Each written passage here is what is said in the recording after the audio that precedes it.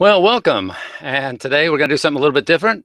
We're going to be talking about de-click, de-crackle, mouth noise, and what we can do about it using RX. Now, of course, today I'm doing something a little bit different. Many times I'm working with Amanda, my good friend, and today I'm doing it myself, and I'm trying out a new question and answer app. And I think they put a little link down below, and I think it's on one of those two sides. And you can use that to submit questions in real time. I'll see them on my screen, and other people can vote on them. And based on questions and comments that come in, we can go ahead and answer those questions in real time.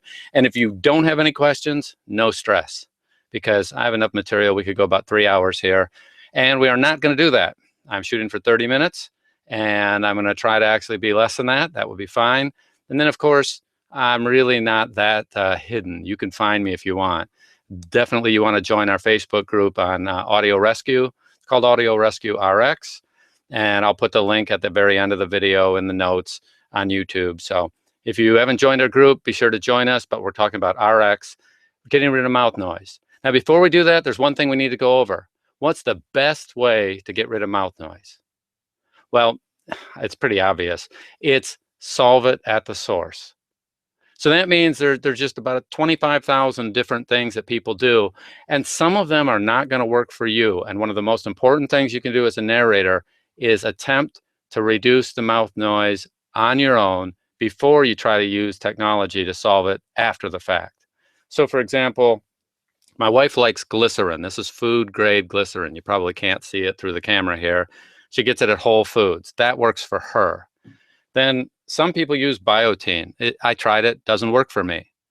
I've tried apples. A lot of people like green apples and red apples and purple apples and apple apples.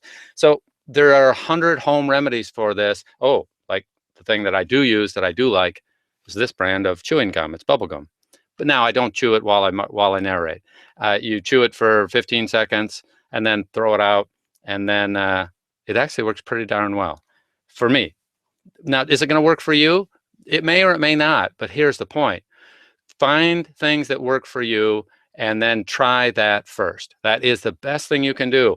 And at first, what you try may not work, but I have a narrator that went from just being, well, I'll just say way below average or way above average. It will depend on how you want to look at it in terms of how much mouth noise she had.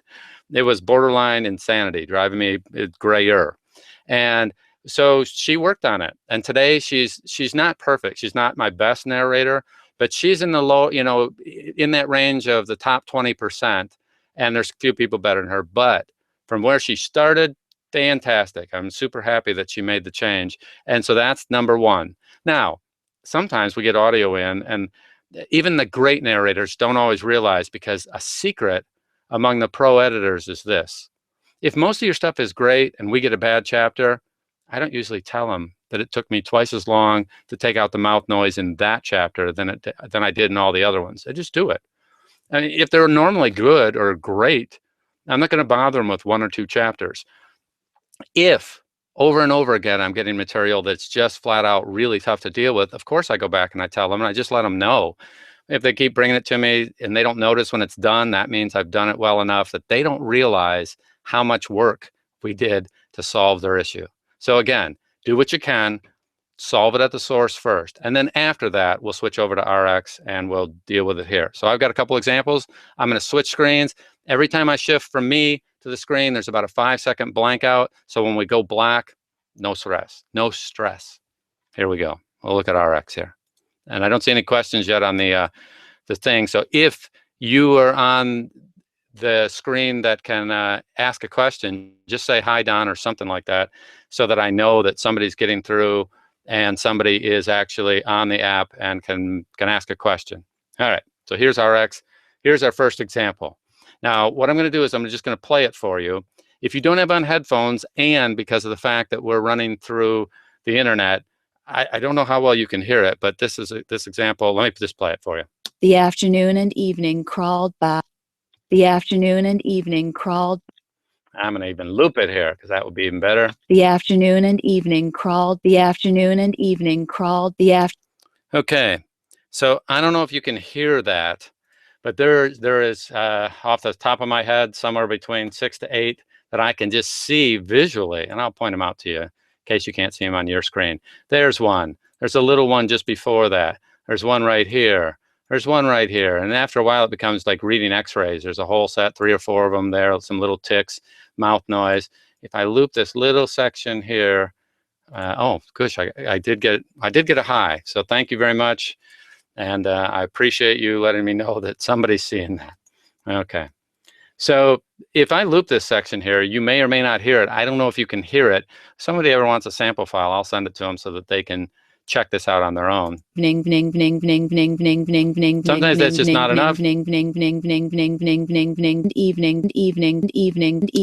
now I can see them there. Now let me tell you a little secret.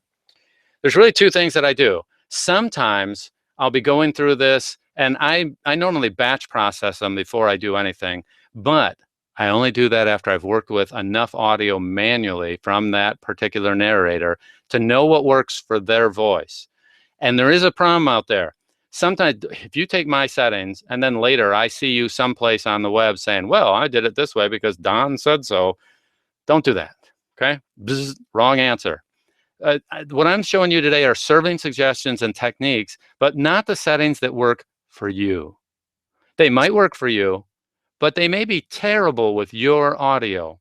And so what we want to do is, my goal is to give you principles, and then you need to tune it for your own voice and on your audio. And if you're not comfortable doing it yourself, find a pro that can do it. I do it all the time, and I set people up, and then even then we tune it afterward. But for example, the first thing I'm going to do with every set of audio that comes in, assuming they're doing an audio book, if I'm doing broadcast, if I'm doing music, I do this totally different, by the way. But if we're just doing audio, I'm going to go in, I'm going to pull up my equalizer, and that could come up on another screen here. And it did, because I work on a dual screen situation. Matter of fact, you'll notice I have it kind of opaque. You can see through the audio, and that's just, let me change that. By the way, preferences right here, you can get to them real quick. And I'll go over here to display, and I'm going to take that out so that I can't see through that window there. Okay, so now you see how black that is behind there, or gray. It's solid. Even with dual screens, I very often have something else on the other screen that I want to read through. And if you're on a single screen monitor, I'm almost always setting it up here where it's 80, 85, and I can see some through it. You can see a little bit of the background there. You definitely want to work with that if you're on a single screen monitor, because otherwise I have 2 or 3 windows open and I can't see anything. So here's my equalizer. First thing I do, I go through and I give all my audio a haircut. That means in this case, I'm going to take a preset here. I have presets for almost everybody. And in this case, I'm going to use it for my male voices. This will be what I'll have. And this just lopped off the top, lopped off the bottom. And if you really go ahead and change the frequency scale, by the way, you want to do that. If I'm looking at the low end, it just took everything below about 80 and just started dumping it. None of that's going to ever get through an audiobook. And also, if done properly and done and tuned to each voice, I can eliminate about 80, 90% of the plosives that come through from somebody who's too close to their mic or not using good mic technique or good vocal technique. If they have too many plosives, you can take most, not all, most of them out just simply using the EQ there. So there's a bonus tip. Now, what am I going to do next? All right. Well, the first thing I'm going to do is I'm going to pull up the declicker, and let me show you something radical. When we were looking at this before, I noticed that there are a set of clicks that all occur right after another. All right. Now, right now, you can't see them very well. And let me show you why. This happens all the time. I just reset my scale to show off my low end here. And because I'm showing this, now things that are up here in this part of the screen are not as clear. And I'm going back and forth depending on what I'm working on. I might be very concerned with what's on the lower end and looking at it. I might be looking at the top. The default scale shows, that's Mel, shows the top more. And you see, if you noticed, when I switch back and forth between these, I can, in this section here, see a set of clicks. And I don't know if over the wires, I don't think you're going to hear that. But they're there. You can see them visually. I can zoom in even more on them. And you can see them right there. Let me highlight them just in case you don't see them, but you probably see them. There's one, there's one, there's one. There's some very minor ones right in here. There's one there. I can see one there. I see one right here. Okay. Now these that are close together, I'm pretty zoomed in. Let me zoom back out a little bit, get a little perspective. For example, that is, how long is that? You know, down here, that's 2/10 of a second, almost 3/10 of a second. So it's not very long. Now for very, very small areas like this, sometimes, depending on my mood, depending on, remember, I've normally run some batch processes on this, and we're going to talk about that in just a minute. But I want to show you something that you can do in extreme cases on very small areas like this. Almost always less than a half second. I don't know, maybe you'll get away with a second, but watch this. I'm going to take the de-clicker, and I'm going to do something that I would never recommend you do without having the ears and the equipment to hear the results.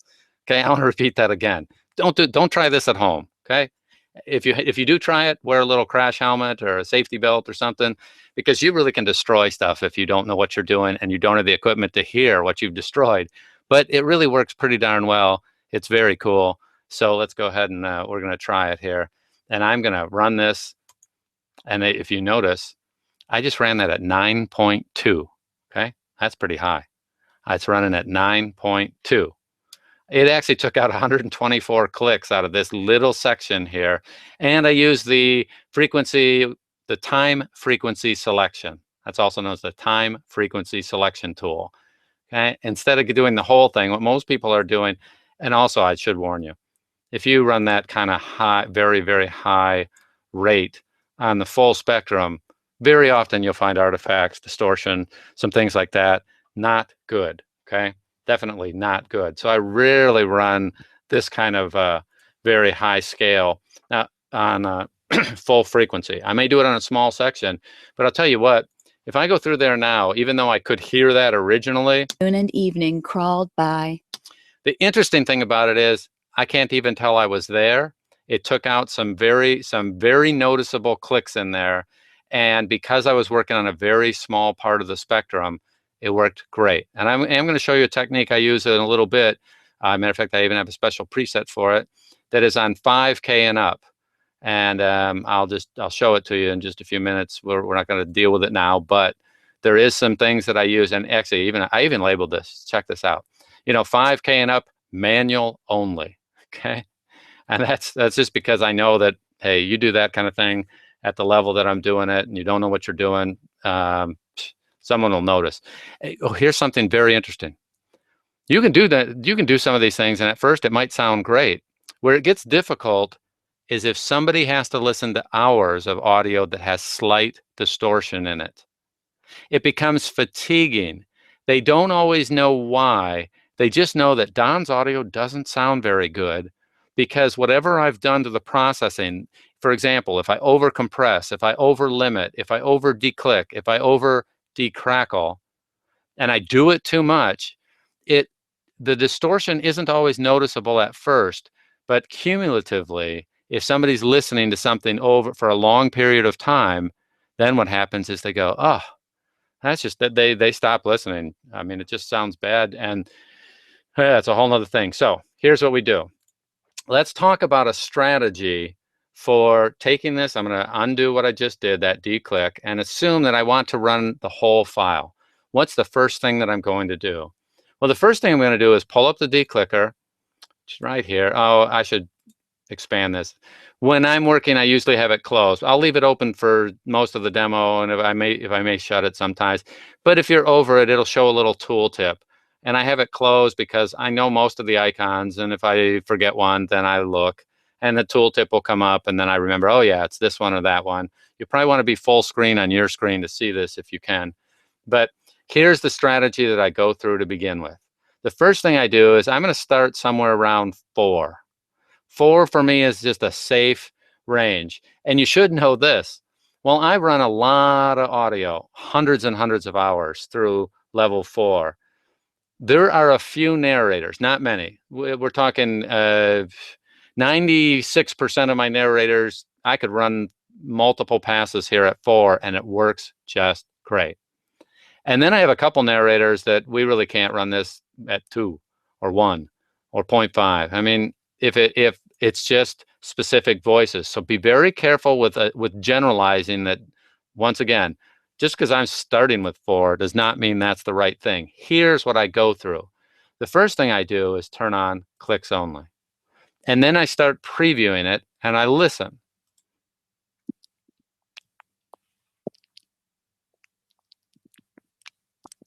Now you can see, I'm going to stop it just because, not only because you won't be able to hear it over me talking. You need to have quiet while that's going on. By the way, you see these here?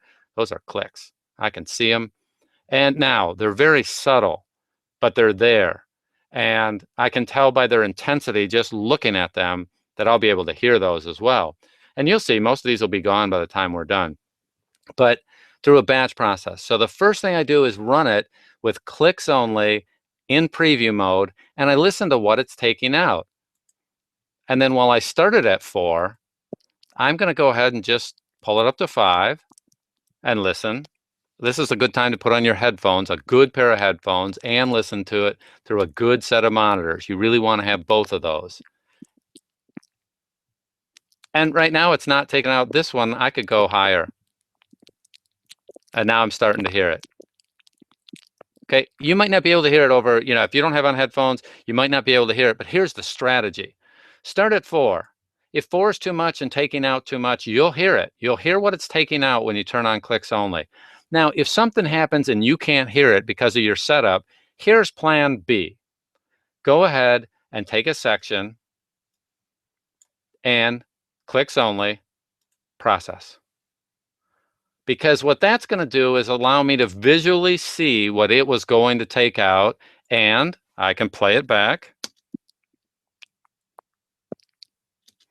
And I can look at that and kind of audit it and say, wow, look at all that on the low end. It took out a click and it took out something that it perceived as a click way on the low end and way on the high end. And I can look at what it's doing and see the results of that. And of course, when you're doing this, Control Z, undo, is your friend. Okay. You'll be doing Control Z, undo all day long. And you should, and you want to, and it's a great thing. And Control Z, and I'm back. So if you're not hearing it well enough, in this little sample, this little part that I just did here, took out 51 clicks before I stopped. So 51, and that's what we were seeing when we processed that area through, is it found 51 areas that it wanted to fix. Now, some people ask, what's the difference between de-click and de-crackle?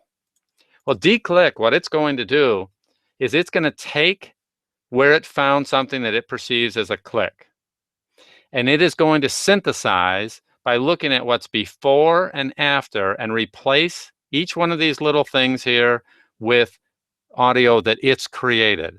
And that's an art.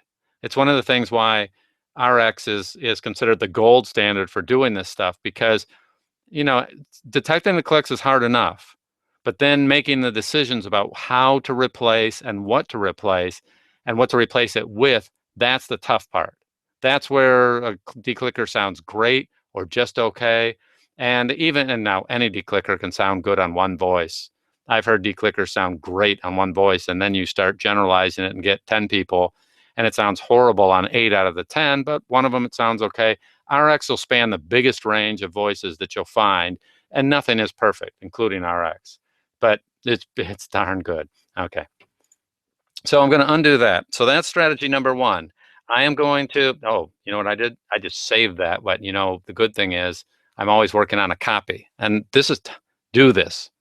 Okay. Here's what I just did. I'm talking to you. Now, so I won't go into the long story. I just saved it, but I had moved it over to a separate folder, and you should be doing this too. I know all the keystrokes, and I actually did the wrong keystroke because I'm distracted here. And so I saved it, but it doesn't really matter because all I need to do is go Control Z. I'll go back and I would save it again, which I just did. And then that way I'm good. Okay.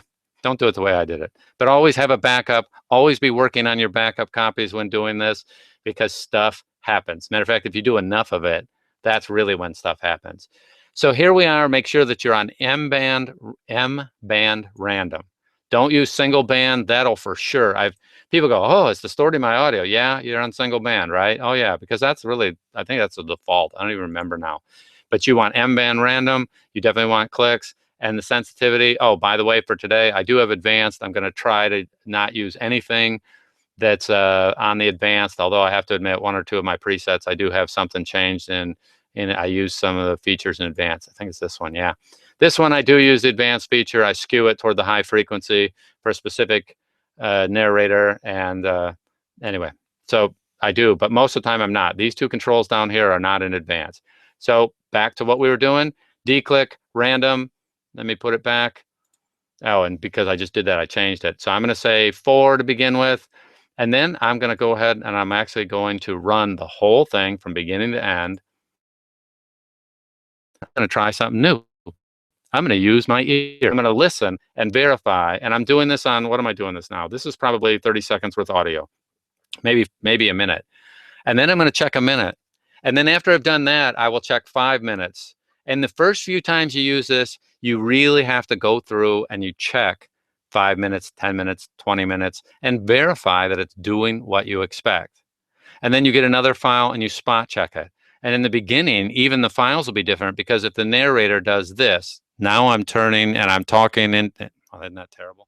Don't do that. Don't talk directly into your mic like I just did. But if they change their mic technique like I'm doing now, I'm getting closer to the mic and farther to the mic, and now I'm far away and I'm a little bit too close and I'm getting, don't do that. But people do move around a little bit, and from one day to another, they move around. So I verify every chapter and just make sure, yeah, it's still working. Boom. Then we're done. I do a spot check on all of it and I'm good there. So I just ran this declick on the whole thing. And very often, once I find my sweet spot for them, for this particular audio, I back it off a few, like about 1. So if I found on this one that 5 was perfect, I'll probably do it on 4, but I'll do it twice. And I'll put it in a batch file.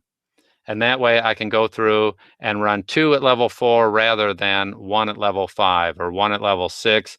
I don't remember for anybody ever being over level 6. It's really more in the 3, 4, 5 range. Sometimes I can get higher. Now, if I'm doing a small section, all bets are off. I might be up there in the 9s, but that's a different story. For batches, somewhere between 3 to 5.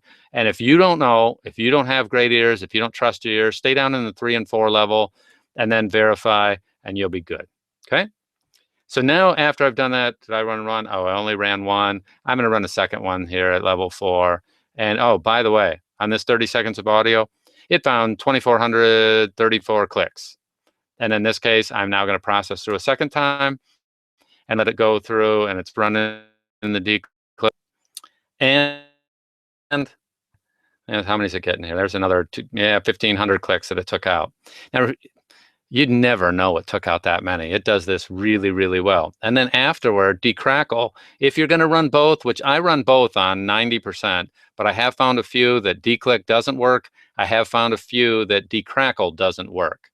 But the De-crackle, rather than the declick is going to synthesize and create new audio for us, the De-crackle is going to be attenuate. It's going to turn down the things that it finds. And that sometimes sounds great. It really works really, really well. It does take longer. Now, I'm always running at high quality. My amplitude skew, sometimes I'm running it toward the higher end here, sometimes on a 3. This varies depending on the narrator. But so start with it in the beginning here. And then what do? You do crackle only. It's really not brain surgery. It's listen to it, preview it on a certain strength. And like I said, I'll probably start at 4 on this one. I can usually go a little higher on De-crackle, but I'd preview it. I don't hear anything there. Now, some of it is I don't have my monitors turned up. Yeah, I can hear an occasional thing there. Now, here's the problem. Right now, during this session, I've got my audio piped through something else, not my normal system, just because I need to feed it through the Hangout. So I can't hear the details that I might hear otherwise, but I'm going to go through and I'm going to do this where I listen to crackle only. If I'm not happy with what I'm hearing, I may go through one time and process a section, either a big section. By the way, there's a very big, guarantee you, that's a little pop. And that's not going to be taken out by the declicker because I'm never trying to get more than about 80% of my stuff out. But here I am decrackling here, and I'm going to do one set, and then I'm going to let it show me visually whoa, hey, it might get that out. You see right there, it notices that that was there. So let's go ahead and undo that. Control Z. I'm gonna just process this little section, and let's see if it caught it. Okay. Now, by the way, every once in a while it's deceiving. Sometimes it took enough edge off of that, but I had this sitting here at 5. It may have been enough, may not have been enough. And then I'll show you exactly what I do next to get rid of this, because I'm almost always using spectral repair on these one-offs. Okay. By the way, if anybody has a question, then you can ask over in the question and answer things. So you can do that. If not, I got plenty of material. We can go for a few more hours and no, I ain't doing that. We could go for a few more hours. We're not going to. In this case, so I've done a couple levels of de-click. I'm going to do a level of de-crackle, and I would normally run it on the whole thing, but I always go through and verify and listen to it. I listen to what it's going to take out manually through this de-crackle only, and listen to what it's taking out, and then I'll preview it, and I'll go back and forth. He smiled and made nice bypass. with each gift. Levi. I can't talk over that. I'll go ahead and I'll preview it with bypass and then not bypass. So I'll turn this bypass on and off, toggle it back and forth, and listen very closely. And very often, I will also have set a loop the first few times. So if I zoom in a little bit here, my loop might be 10 seconds, 15 seconds, no more than that. You don't really need lots, but I will loop. I have the loop turned on here, and then when I'm previewing it, which is going to be preview, I'm just Rose looping wanted over. to cry. Hold it. I'm just looping over a little section. If I ever try to talk over the audio, shoot me, okay? That just doesn't work. So I'm toggling bypass on and off to verify that I don't hear things being taken out of my audio that I'm unhappy with. And so this is where having good ears really comes into play. Having decent equipment comes into play. And then now, so I've run 1, 2, sometimes even 3 de-clicks, 1 de-crackle. Sometimes it's 1 de-click, 2 de-crackles. Sometimes, so I don't want you to just be careful to say, oh, Don said this, and this is the way to do it. No, this is the way to find it yourself, or have somebody else do it. But you need to go through a process, not just say, oh, well, Don did it at 4, I'll do it at 4. Now, I mean, that may be great, and it may work, and it probably will be okay. It's just not what you want to do for everybody and for every situation. So here's this other thing. See, we have this here, and I just see it. I'm going to try playing it and see if we can hear it. Cry, but cry, cry, but cry, but cry, but cry, but. Okay, now I can hear that. I mean, that's clear for me. Now, I hope on your end you can hear it. I can't tell if you can hear it or not, but I'm going to switch over, and now I'm just going to take this little tool here. And for these things, I don't use the de-click. You could use the de-click. You could use de-crackle. I guess I just tell you could. For me, I'm going to be using spectral repair in this case. And I'm going to guess, just from experience, I'm going to leave this at 2.5, 2.3 is close enough. Horizontal is great. I tend to have my weighting shaded toward the afterlife. That means right over here, because usually the clicks are at the end of words. They can be at the beginning, but I don't know, 80-20 rule, there's going to be something after them that is less volume. And if I put, well, I'll just show you. So if I take this thing, this little click here, and I weight it before, RX is going to be looking before it, and it probably can do okay on this one. See, that's great. I promise you, when we play this back, I'll just do it. When we play this back, oh, pick the right tool. It's what happens when you're live. Cry, cry, cry, cry, cry. Okay, that's just fine. Right? But I'm going to Control Z. And I'll tell you where I would usually have it is about 3 after, because usually it's at the end of the words. And I'll just say the 80-20 rule is they're at the end. But if you come across a click that the volume right after it is very high because it's in the beginning of a word, then what you want to do is change this weighting to be from before to after. But I just kind of live, this is my standard. I think I even have a preset for that someplace. I call it Don Standard. All right, very tricky. And for me, I just start at 2. It's horizontal. It's 0.3. It's also surrounding region, very small as I can get it. And then I simply do this.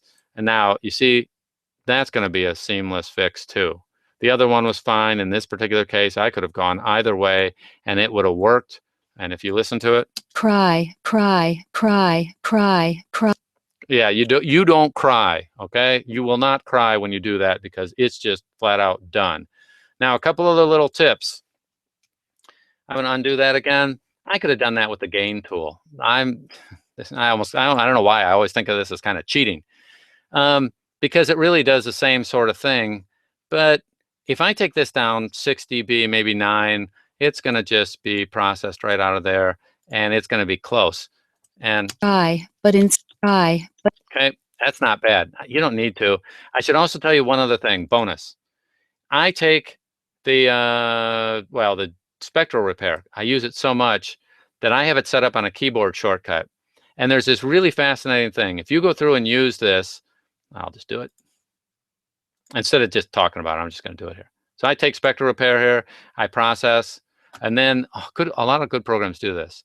We go over and we open the preferences, and we go to keyboard, and we can then say, okay, spectral repair, and I want to search for that, and that's going to be apply spectral repair. You can see I have a shortcut key set up for that. I do this so much, I have shortcut keys set up for the things I do all the time, and you should too. And then so I don't even have to open this box if I don't want to. Normally I have it set over on my secondary screen, and I have a specific order where I have a specific box at the top, this is in the middle, and I have another module. So I should just do it here. Gain is set up here, spectral repair is here. I have this window, waveform statistics is sitting right above. And then I have next to that is going to be denoise, and the declick is going to sit over. I can't do it here. But these are all sitting off the screen to my left. The declick is actually going to go over here, about right here. And because I visually lay them out the same way every single time. When I do demos, I have to drag them all to different screens, and I put up with that. But when I'm doing it on my own, I lay them out the same way every time. What does that allow me to do? I know that if I want my gain control, I know exactly where it's sitting. I know that the spectral repair is in the middle in the same spot every time. I know these statistics are always there, and anytime something isn't selected, it's going to verify that I'm right within specs. And I should back up because I only have, I'm technically right at the end here, but I want to tell you a couple other things that I do that will make this better for you. Number one, if you look at this audio here, this file, this is a subset of a file. I pulled 30 seconds out of the middle of a 20-minute chapter. It still happens to be right within specs for an audiobook. You'll see there the total RMS is 21.44. For me, that's just a little bit quiet. I'd like it like 1 dB higher. But if I did the whole book or the whole chapter, you would have seen that came out somewhere around 20.5. In other words, to rephrase that, to make it clearer, I've already set up this chapter so it is already ready to go to ACX in terms of its volume levels.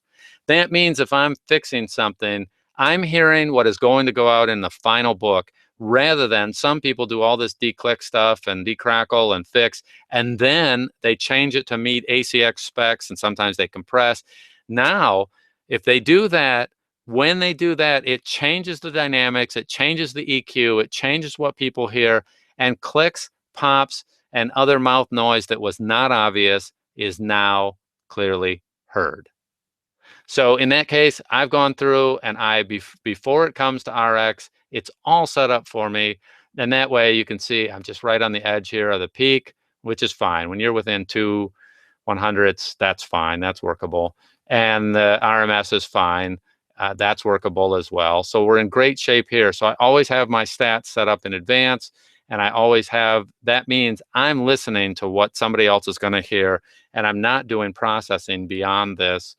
Other than picking out little things, because there may be a pop or a click, and I can see some things in this. And remember, the declickers, the decracklers, the tools are not designed to take out 100%. It's just not going to happen. So I do have a pass that I do, and I could see this one. Some of these won't be heard. They visually are there. You can see them there. I spot them right away. I should tell you also, if a click is down this low in the frequency spectrum, most people will never hear that click there. If this up here is fixed, this one will not be noticeable. I see it visually. And what that points to is that the optics aren't always showing you exactly what people will hear. And that means that you have to use your ears. And sometimes I will actually literally shut my eyes and listen to a passage if I think it's questionable and see if I hear it with my eyes closed, because you can get crazy and sit there and go through every single one of these. I'll just hit my S. And this is what I would do sometimes when I see this. I might go ahead and go down there and grab it. And I just took spectral repair, the same as pressing this button, which I have assigned to a keystroke. I don't like these little clicks within a breath. That's a breath. I recognize that breath there. And now it's gone. It's blended. And the other thing about RX, it's very smart when it does these little blends. It is not just flat out putting hard lines. It's feathering all that in.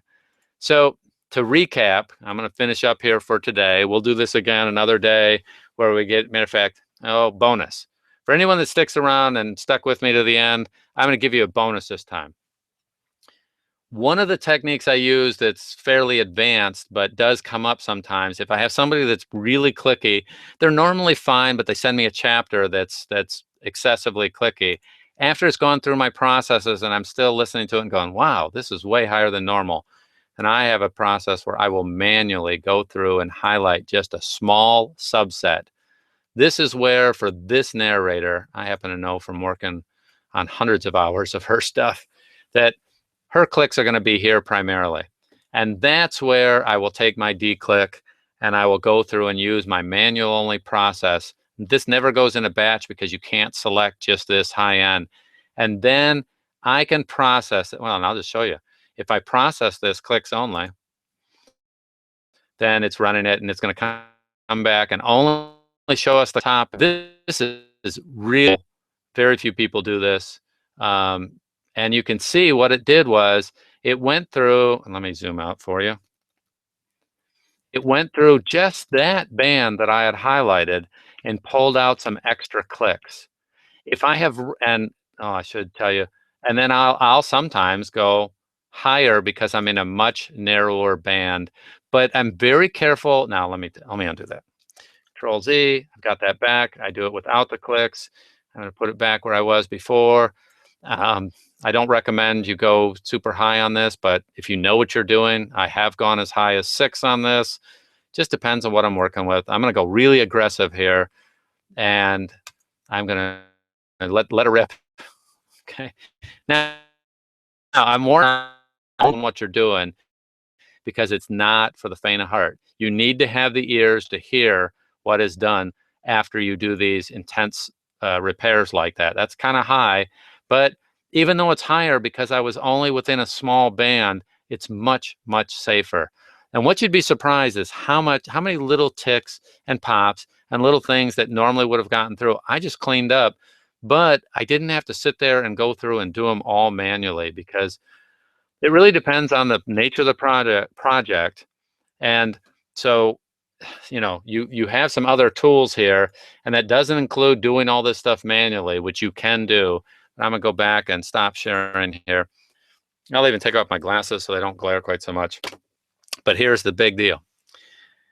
If you develop the ears and you're careful about what you do, you can cut about 80% of your manual editing and get much, much cleaner audio, because the thing I didn't show was how I set up the batch files, and the order that everything goes in the batch files to just run large amounts. Sometimes I'm running 10 or 20 hours worth of audio at a time through RX.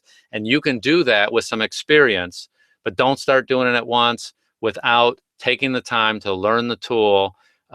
If you're going to do it and just let her rip, that's okay. Have at it. Set everything gentle to begin with and slowly crank it up over time, but evaluate what you've done. What I promise you is 6 months from now, you'll hear more than what you hear today, especially as you start listening to this. It used to drive me crazy. If I'm listening to a live broadcast, I can hear the mouth clicks and mouth noise and all sorts of other things from the broadcasters in the news or a talk show. And I've learned to just ignore it. You can't, you hear more and more of it, and you're going to hear it in your own audio, and you don't need 100% of it out of there. You could sit, as a matter of fact, I've never put out a piece of audio where I haven't thought, oh man, I hope nobody ever catches as much as I'm catching. because the more you hear, you'll get to a point where you're hearing things that nobody else hears. And then it's the idea is to back it down to what is reasonable, because time to market is also important. So our job is not to have perfect audio. I always shoot for the top 5%. I want my audio to be in the top 5% of whatever anybody's putting out there. That's the standard for me. You can pick your own. You can say my stuff is gonna be perfect. The problem with that is that other people have better ears than most of us. There's people that have better ears than me. Mine are pretty good, but maybe somebody does. That's okay. And they're gonna hear a little more. I have 40 years of doing this. So anyway, um, and then there's the flip side. I'm a mature guy. I'm mid 50s. So I'm 54 right now. I'll be 55 here real soon. Um, and I've have my ears checked regularly. But a lot of people who are a little bit more mature don't realize what they're not hearing in their top end, and they think they're putting out decent audio. And other people, they just don't say anything. They're not going to tell you, "Hey, I hear tons of pops and clicks in your stuff." They just don't tell you. So if you need to get it evaluated, if you have questions, comments, or feedback, be sure that you join our RX group. I'll have those in the notes for YouTube. I help people set this up if somebody ever needs some help with that. But there's tons of great resources for making this work and making your audio cleaner, but also allowing you to do it in much less time, because I can cut the time of somebody in half usually in their editing. But anybody could do that, really, because as long as I'm willing to cut the quality, I can cut anybody in half. The trick is having the quality go up at the same time as the time to market goes down. And that's what we're really trying to do using a tool like RX. So as in summary, try to do it without anything post-processing if you can. That's the ultimate. That's where you're going. That's where the path that we are all on. But then use RX in addition to take out other things that would drive me crazy, maybe you, and possibly your listeners. As long as it doesn't happen too often, nobody gets bothered. What bothers them is if they hear it and they keep hearing it, it starts being something that they tune into, and it takes them out of the story. And that's the last thing we want to do. We want them enjoying your narration, not the technical things. When we do our jobs right with a tool like this, nobody should know we were there. Nobody should be, "Oh, wow, that's just great." They just kind of ignore us. We're like electricity, and that's good. That's my goal. I don't want anyone to know we're there. So I appreciate your time. I appreciate your attention. Please give us feedback. If you like this, give us a thumbs up. Join us in the RX group. I'll be sure those links once again are in the notes. I really appreciate your time. We'll be doing another one of these in another week or two. Watch, subscribe. If you subscribe, you'll get the notices. And of course, we post all over the place. I really appreciate your time. You have a great day, and we'll see you on the wires.